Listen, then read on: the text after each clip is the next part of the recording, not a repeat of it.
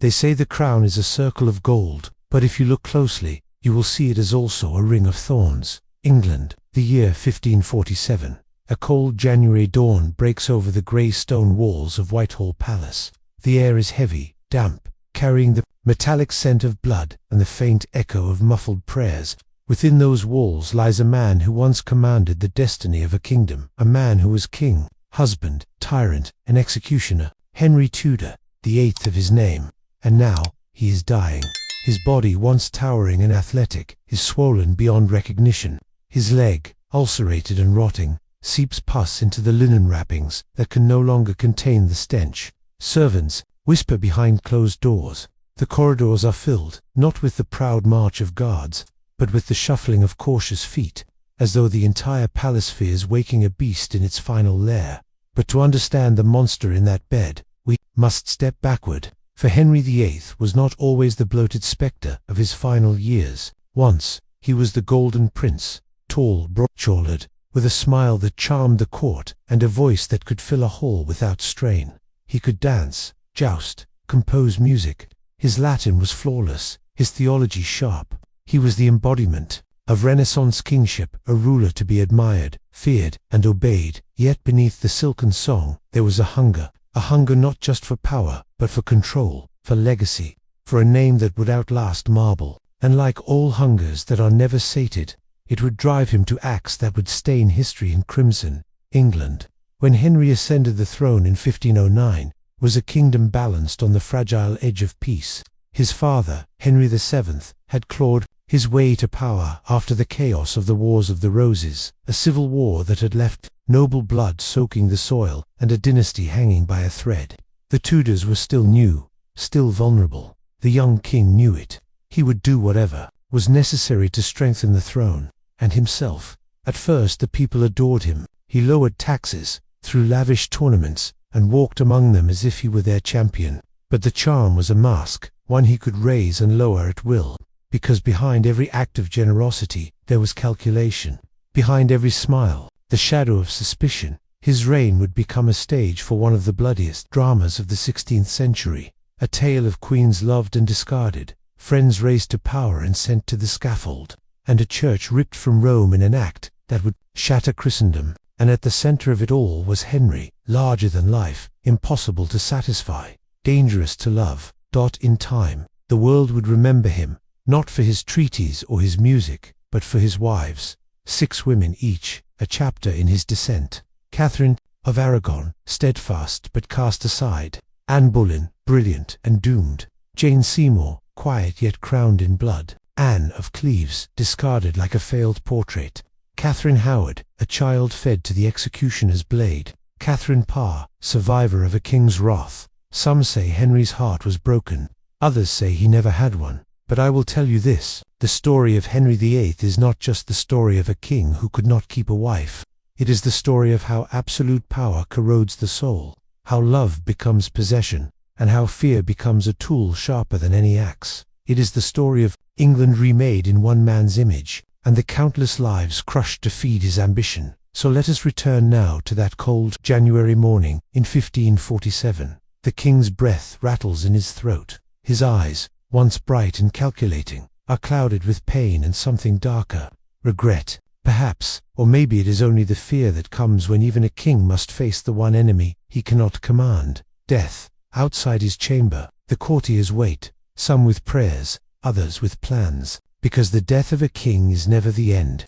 It is merely the opening of another struggle for power, another roll of the dice in the great game of survival. And as the first light of dawn touches the frost-covered courtyard, somewhere in the distance, a church bell tolls, slow, heavy. Final. Henry is not gone yet, but soon the crown will pass to another head, and the shadow of the tyrant will fall over England for generations to come. To understand the rise and eventual corruption of Henry VIII, you must first see the stage upon which he played his part. It is 1509. England has emerged from the long shadow of the Wars of the Roses, but the air is still thick with the memory of bloodshed. The streets of London smell of damp timber, coal smoke, and the Thames, a river that carries both commerce and disease in equal measure. Markets buzz with merchants shouting over one another, selling wool, fish, spices, and the occasional exotic trinket brought in from faraway lands. The city is alive, but it is wary. The Tudor dynasty is only 2 decades old, and its roots are shallow. Henry's father, Henry VII, had been a cautious, calculating king, a man who never truly trusted anyone, even his own blood. He had taken the throne after defeating Richard III at Bosworth, ending a civil war that had devoured the nobility and fractured the kingdom. Henry VII ruled with a miser's fist, filling the royal coffers but keeping himself distant from the grandeur that most monarchs displayed. Henry VIII was everything his father was not, where Henry VII had been gaunt, reserved, and suspicious. The young Henry VIII was radiant, athletic, and eager to be loved. He was 17 when the crown came to him, tall, broad-shouldered, with copper-gold hair that glowed in the torchlight. Foreign ambassadors wrote home in awe of him, describing his musical skill, his skill at arms, his command of languages. He seemed less like a king and more like the living embodiment of the Renaissance ideal. Yet his path to the throne had been unexpected. Henry was never meant to rule. That duty had belonged to his elder brother, Arthur, the carefully groomed heir, who had been married to Catherine of Aragon, the Spanish princess whose marriage was meant to cement an alliance between England and Spain. But Arthur died suddenly in 1502, just months after the wedding, likely from a swift and brutal illness, the sweating sickness that stalked Tudor England like a phantom. And so young Henry, second son, suddenly became the heir. The death of his brother did more than shift the crown. It brought Catherine back into his orbit. In a move driven as much by politics as by passion, Henry would later marry her, a choice that would set the first domino tumbling in the chain of events that would one day split England from the Catholic Church. The early years of Henry's reign were a spectacle of magnificence. He opened the royal treasury, spending freely on tournaments, pageants, and courtly entertainments. The court became a stage for chivalry, music, and dance, a place where noblemen jostled for the king's favor and women competed for his attention. Foreign dignitaries arrived bearing gifts, bolts of silk from Italy, fine steel from the Low Countries, manuscripts from France, and Henry relished every bit of it. He was not just a king, he was the sun around which the court revolved. But beneath the glitter of court life, a quiet tension coiled. Every monarch in Europe knew the truth that haunted Henry. The Tudor line was young, and its survival depended on producing a male heir. Catherine, though beloved at first, would fail to give him one, delivering only a daughter, Mary, and several children who died in infancy. In an age where dynasties rose and fell on bloodlines, this was not merely a personal disappointment, it was a political crisis. Henry's charm began to harden into impatience. Courtiers learned to read his moods carefully, for the king's favor was a fickle thing. The church still dominated England in these years. The Pope's authority was law, and kings themselves bowed to it when needed. Priests heard confessions from the lowliest laborer to the loftiest noble. The fear of damnation was not an abstract idea. It was the drumbeat of daily life. And Henry, devout in his youth, saw himself as a defender of the faith. He wrote theological arguments against the teachings of Martin Luther, and was granted the title Fidei Defensor, Defender of the Faith, by Pope Leo X. But that loyalty would not last. The same church he defended would become the one he defied, not because of doctrine, but because of desire. For now, though, the young Henry was still the Golden King. He jousted in glittering armor, the crowd roaring his name. He danced with noblewomen in candlelit halls. He presided over lavish banquets where roasted peacocks were served whole, their feathers reattached for display. And yet, like a hairline, crack in marble, the first signs of fracture were already there, barely visible, but inevitable. Every year that passed without a son made the fissure grow. Every whisper in the court about the king's lack of an heir cut a little deeper. One day, those whispers would become the roar of revolution. And when it came, the England that emerged would be forever changed by Henry's will and by his wrath. The crack in the marble had widened. It was no longer a question of if Henry's hunger would consume him. Only when, by the late 1520s, the king's gilded court had begun to feel the weight of his frustration.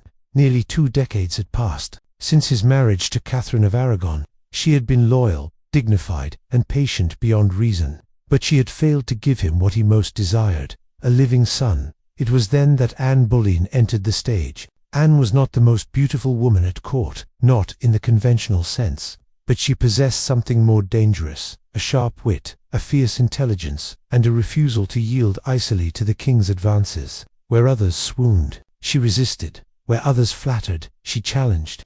And Henry, used to instant obedience, found himself obsessed. But Anne would not be a mistress. She wanted a crown, and to give it to her, Henry would have to do the unthinkable, put away a queen who had been his wife for 20 years. In Tudor England, this was more than scandal. It was a direct assault on the sacred order of God and Church. Henry petitioned the Pope for an annulment. He argued, or rather, demanded, that his marriage to Catherine had been invalid from the start, citing an obscure biblical passage that he claimed condemned him for marrying his brother's widow. But Rome stalled, unwilling to provoke Catherine's powerful nephew, the Holy Roman Emperor Charles V. And so Henry's desire began to curdle into rage. It was in this storm that the first blood began to spill. Those who opposed the king's great matter found themselves facing ruin, or worse. One of the earliest to fall was Sir Thomas More, Henry's former friend and Lord Chancellor, a man famed for his intellect and moral integrity. More would not support the king's break from Rome. For that, he was imprisoned in the Tower of London. The Tower, a fortress of cold stone and colder silences, had stood for centuries as the crown's most dreaded weapon. Its gates did not simply imprison, they swallowed people whole. Prisoners emerged only to face the axe or the noose. In July 1535, Thomas More mounted the scaffold on Tower Hill. He spoke calmly to the crowd, declaring himself the king's good servant, but God's first. Then the executioner's axe fell, severing the head of one of the realm's brightest minds. Henry had made his choice. Friendship, loyalty, even conscience itself, all could be sacrificed for his will. The blood did not stop there. By 1536, Henry had secretly married Anne Boleyn, declaring himself head of a new Church of England, no longer bound to the Pope. At first, the court sparkled with triumph. Anne was pregnant, and Henry believed a son was at last on the way. But fate was cruel. She delivered a daughter, Elizabeth. 2 more pregnancies ended in loss, and Henry's love turned to suspicion. The court whispered about Anne's sharp tongue, her political meddling, her inability to give the king a male heir. The whispers grew into accusations of adultery, incest, even witchcraft. Whether Henry believed them or simply allowed them to justify what he wanted, we cannot say. But in May 1536, Anne Boleyn was led to the scaffold. The morning was clear, the crowd thick with both grief and morbid anticipation. Anne wore a gown of deep grey and a small cap that revealed her long neck. She spoke with dignity, declaring herself innocent but praying for the king's health. Then, kneeling upright, she awaited the French swordsman brought specially to give her a swift death. One stroke, and the crown rolled in the dust. It is said Henry wore white the day Anne died. By the following week, he was betrothed to Jane Seymour. Jane would give him what he had sought for so long, a son, Edward. But her victory was short. She died from childbirth complications just days after the christening, leaving Henry both triumphant and bereaved. Grief for Henry was a strange thing. It did not soften him. It hardened him further. He began to see betrayal everywhere, in the smiles of his courtiers, in the whispers of the commons, even in the loyalty of those who had served him for years. And the Tower's gates swung open again and again, swallowing nobles, clergy, and former allies. England was changing. The monasteries, centers of charity, learning, and tradition, were torn apart under Henry's orders, their gold stripped, their lands seized. The poor, once fed by monastic alms, starved. The church bells that had tolled for centuries fell silent, melted into cannon or coin. And through it all, Henry's appetite for control over his court, his kingdom, and the very souls of his subjects grew monstrous. This was no longer the Golden Prince. This was a man for whom love and loyalty had become indistinguishable from possession, and for whom disobedience, real or imagined, was a crime worthy of death. The executions were no longer exceptions. They were part of the rhythm of his reign. The court that had once been a stage for chivalry was now a theatre of fear, and every head that fell was another stone in the fortress of Henry's power. By the 1540s, Henry VIII was no longer the Golden Prince who had dazzled Europe. The man who had once danced until dawn now moved with a limp that no court musician could disguise. The jouster in gilded armor had been replaced by a bloated figure, carried on a litter, his face flushed with pain and his eyes shadowed by suspicion. The years had carved him into something heavier, harder, and infinitely more dangerous. His leg, the same leg that had thundered across tilting fields, now festered with an ulcer so foul that courtiers claimed you could smell the king before you saw him.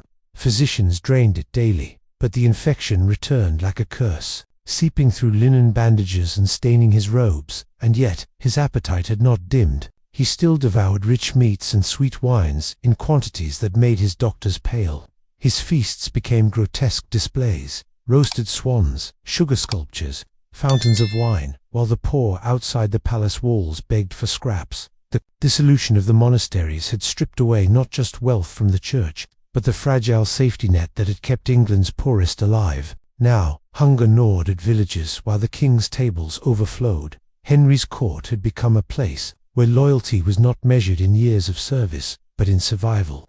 The air in the great halls was thick with calculation.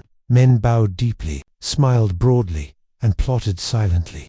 Women curtsied with eyes lowered, never sure if the king's glance meant favour or doom. His fourth marriage to Anne of Cleves had ended almost before it began. Annulled after just 6 months, Henry claimed she was nothing like her flattering portrait, calling her a Flanders mare. Whether it was her appearance or her failure to inspire desire, and escaped with her life and a generous settlement, one of the few to leave his bedchamber unscathed. Catherine Howard, his fifth wife, was not so fortunate. She was barely more than a girl, full of laughter and youth, and for a brief moment she made the king feel alive again.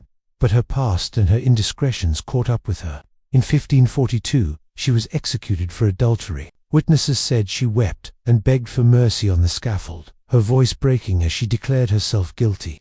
Henry did not watch. He rarely did by now. The king's mood swung wildly. One day, he was generous, bestowing titles and lands. The next, he would sign death warrants without a flicker of hesitation. Those closest to him learned to live in a constant state of readiness. The smile, the bow, the carefully chosen words that might mean the difference between rising in favor or falling to the block. Even his final wife, Catherine Parr, who managed to outlive him, narrowly escaped arrest after she dared to debate religious doctrine with the king. Only by throwing herself at his mercy and declaring her words a test of his wisdom did she survive. Outside the palace, England felt the strain.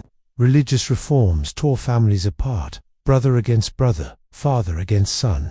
The king's break from Rome had not brought peace. It had unleashed a wave of suspicion that bled into every parish, every village, every home. Men were hanged for holding to the old faith. Others burned for embracing the new. And yet, even as his kingdom fractured, Henry clung to the image of himself as God's chosen ruler. He commissioned grand paintings showing him as a towering figure, legs planted wide, hands on hips, staring down at the viewer with unshakable authority. The truth, the swollen body, the festering wound, the paranoia was hidden beneath layers of oil and gold leaf.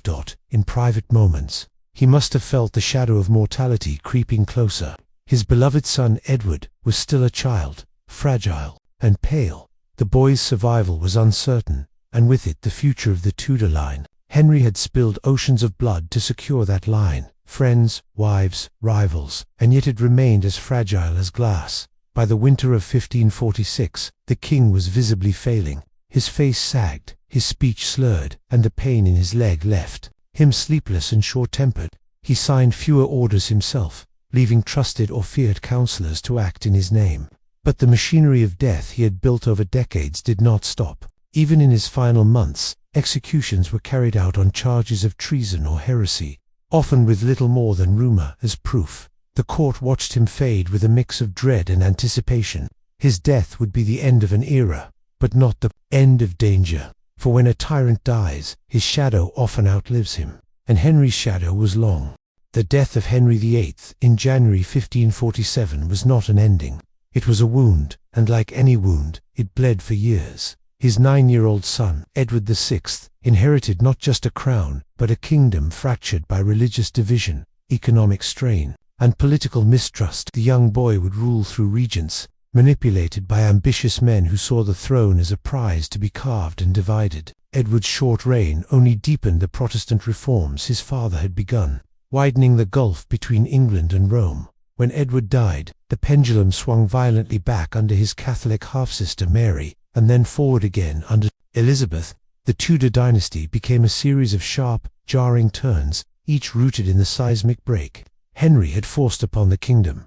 Henry's decision to sever England from the Pope's authority had consequences that rippled far beyond his lifetime. The dissolution of the monasteries didn't just strip away religious authority, it dismantled the social infrastructure that had supported the poor, the sick, and the elderly. Centuries-old libraries were destroyed, relics smashed, and vast swathes of England's cultural memory erased. The land was sold off to nobles and gentry loyal to the crown, cementing a new political order where wealth and loyalty to the monarch were bound together. And then there was the bloodline, the thing Henry had sacrificed so much to secure. His only surviving son would die young and childless.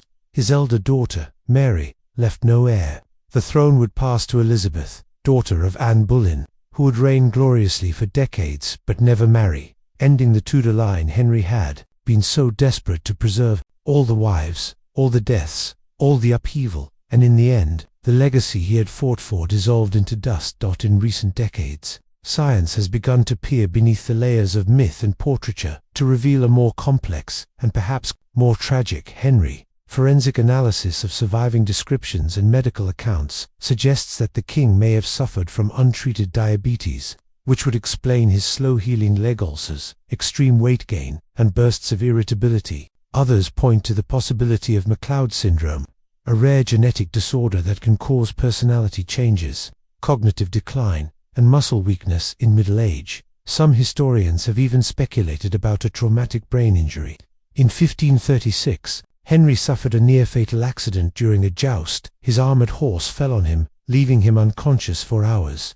After that, his moods grew more volatile, his paranoia sharper, and his cruelty more pronounced. In the modern world, such symptoms would be recognized as potential signs of brain damage. In the 16th century, they were seen as the wrath of a king, unquestionable, absolute. Declassified records and newly examined letters also offer fresh glimpses into the man's private fears. In one letter, Henry frets about the possibility of being poisoned, a fear so deep he sometimes refused to eat food prepared by his own kitchens. In another, he writes almost tenderly about his children, revealing a capacity for affection often buried beneath his public brutality. These moments are rare, but they remind us that even tyrants are human, shaped by frailty as much as by ambition. And yet, the central truth remains. Henry VIII was not merely a victim of illness or injury. He was a man who wielded power without restraint, and who came to believe that his will was indistinguishable from the will of God. That belief, and the machinery of fear it built, would shape the monarchy, the church, and the people of England for centuries. Today, the artifacts of his reign are scattered in museums, the suits of armor that once gleamed on his towering frame, the gilded prayer books he touched with ink-stained fingers, the signed warrants that sent men and women to their deaths. They are relics of a paradox, a king who saw himself as the center of the world, yet who could not master the one thing he wanted most, the future.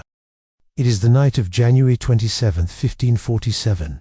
The great halls of Whitehall Palace are hushed, their torches burning low, the stone floors cold under the slippered feet of servants who move like ghosts. Behind the heavy doors of the king's private chamber, the air is thick with the sour smell of sickness, and the weight of a silence no one dares to break. Henry lies on a vast bed draped in crimson and gold, the colors of royalty now faded by candlelight into something darker, almost funereal. His breath comes in ragged pulls, each one sounding as if it might be his last. The man who once commanded armies, who stared down popes and emperors, now stares at the ceiling as if searching for something in the shadows above. Those who attend him whisper prayers, but their eyes are elsewhere, some on the door, calculating what alliances they must make when the crown passes.